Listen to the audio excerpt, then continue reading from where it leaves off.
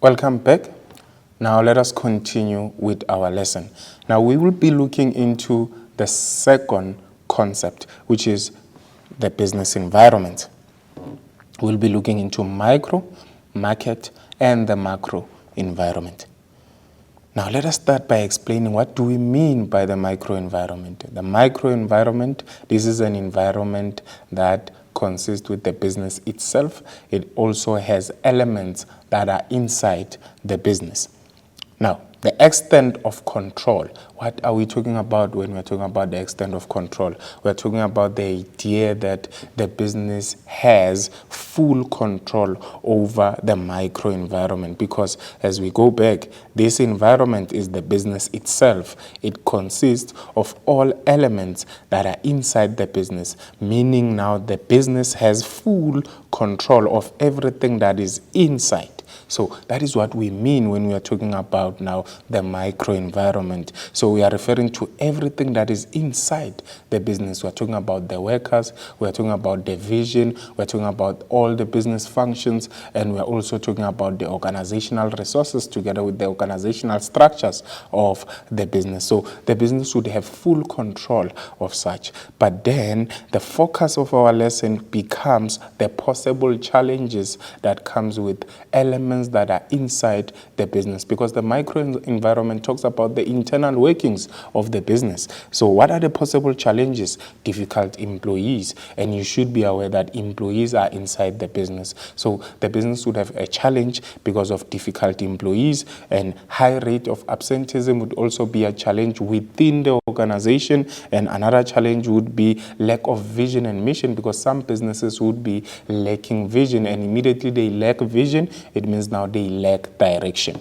And then another challenge would be lack of adequate management skills. It would happen that the management or the managers of that organization do not have the necessary skills. So that can be a possible challenge within the organization. And then another challenge would be unions, strikes, and go-slows. And when you're thinking about that, you should know that unions now represent the workers, and as they represent the workers, they pose a challenge because they can impose strikes and go-slows, which will also affect the productivity of the business, and which would have an aspect or a challenge regarding the internal workings of the business. Now, let us look into the market environment. With the market environment, this environment exists immediately outside the business. So this is immediately outside the business. This then would talk to buyers. This would also talk to suppliers. So when we're talking to buyers and also talking to suppliers, they exist immediately outside the business. And you'd remember that with your market, the term market would refer to a place where buyers and sellers meet to negotiate prices. So that would be immediately outside the business, because the business is part of the sellers. So they are selling to buyers and they need suppliers so that they can start selling to their consumers or buyers. So the extent of control now, it is to say how much control does the business have over this environment, which is immediately outside. So the business would be having less control. Then with less control is because now they cannot fully control their buyers, they cannot fully control their suppliers. However, they can influence. So they can influence this environment, meaning they can influence their buyers and they can also influence their suppliers. So they can influence their buyers, for instance, by reducing the prices,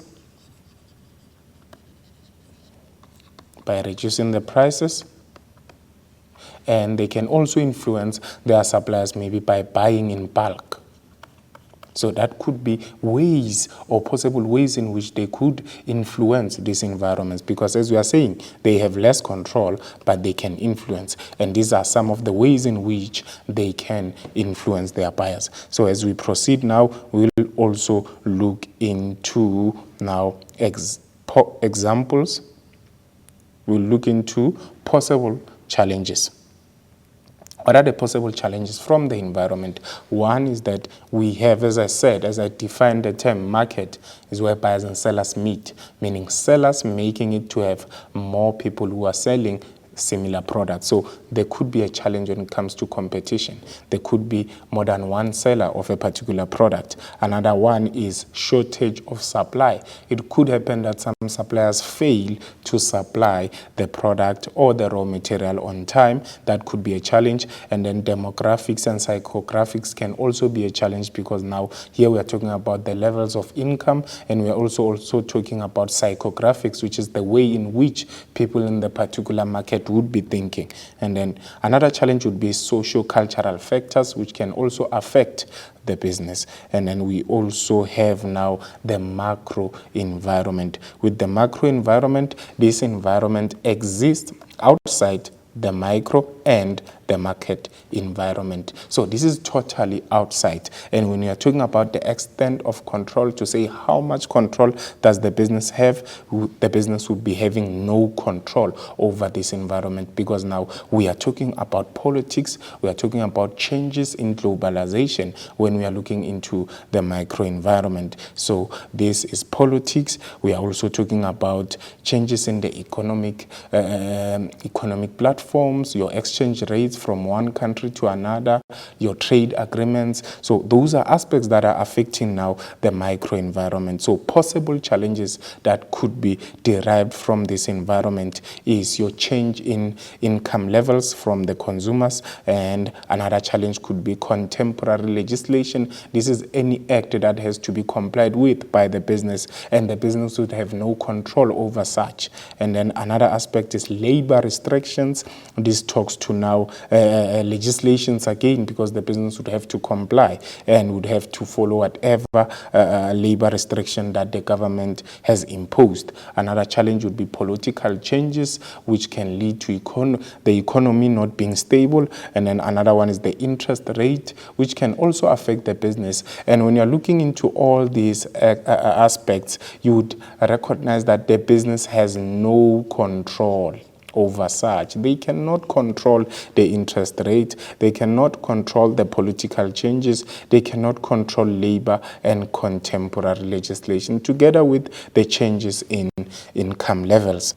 Another possible challenge we have is your socio-economic issues. So these are your societal problems that affect the local people in the community. This is your poverty, this is your unemployment. So all those form part and parcel of possible challenges of your microenvironment. And when you're looking into the idea that the business cannot control such, for instance, a business cannot control unemployment, and the business cannot control the rate of poverty. Another possible challenge we have is your HIV/AIDS. Now, this is a possible challenge under macro that cannot be controlled as well. Hence, we said the extent of control with your macro environment is no control. And then we also have another possible challenge, which is globalization and international challenges. To say whatever that happens in another country will also affect what happens in our country, and it will literally affect South African businesses. Now, we focused on business sectors, and we also looked into examples of your business sectors, and we looked into your three business environment, which was your micro, market, and macro. And we also looked into the industries that fall under each sector, which was your primary, secondary, and tertiary. So this is the end of our lesson. Keep well. Goodbye.